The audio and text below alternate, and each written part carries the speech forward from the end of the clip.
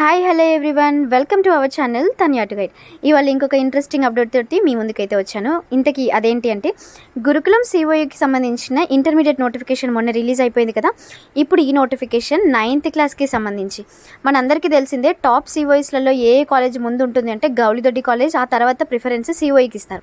ఇప్పుడు ఈ స్కూల్స్, ఈ కాలేజెస్లలోనే మనకి 9th క్లాస్లో రెగ్యులర్ ప్రవేశాలకి నోటిఫికేషన్ రిలీజ్ అయిపోయింది. యాక్చువల్గా అయితే గురుకులంలో 6th నుండి 9th వరకు బ్యాక్లాగ్ వేకెన్సీస్ అయితే కొన్నిట్లలో ఉంటాయి. ఇప్పుడు ఆ బ్యాక్లాగ్ వేకెన్సీస్ని ఫిల్ చేయడం కోసము ఇక్కడ నోటిఫికేషన్ రిలీజ్ చేశారు. 6th, 7th, 8th and 9th క్లాసెస్లలో backlog seats ఏవైతే ఉన్నాయో వాటన్నింటిని కూడా భర్తీ అయితే చేయడానికి TSWR అండ్ అలాగే TTWRకి సంబంధించి నోటిఫికేషన్స్ రిలీజ్ చేశారు.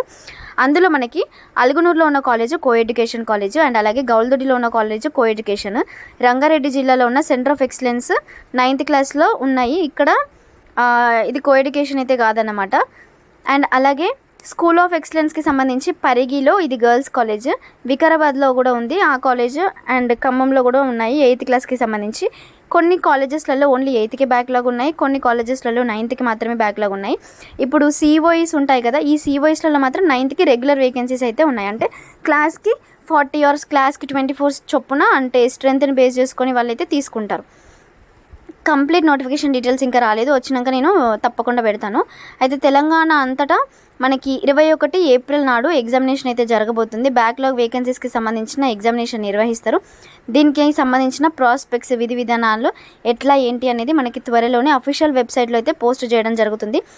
ఆన్లైన్లో అప్లికేషన్స్ అయితే చేసుకోవాలి. మార్చి 4వ తేదీ నుండి 23వ తారీఖు వరకు ఆన్లైన్లో అప్లికేషన్ చేసుకోవాలి. దీనికి అప్లికేషన్ ఫీజు కూడా ఉంటుంది. ఇక అప్లికేషన్ చేసుకునే అంతలోపు మీరు కంపల్సరీగా మీ పాస్పోర్ట్ సైజ్ ఫోటోని రీసైజ్ చేసుకొని పెట్టుకోండి, మీ సిగ్నేచర్ని కూడా రీసైజ్ చేసుకొని పెట్టుకోండి, సరిపోతుంది. ఇట్లాంటి మరిన్ని ఇంట్రెస్టింగ్ అప్డేట్స్ కోసం మా ఛానల్ని తప్పకుండా సబ్స్క్రైబ్ చేసుకొని అందరికీ షేర్ చేయండి.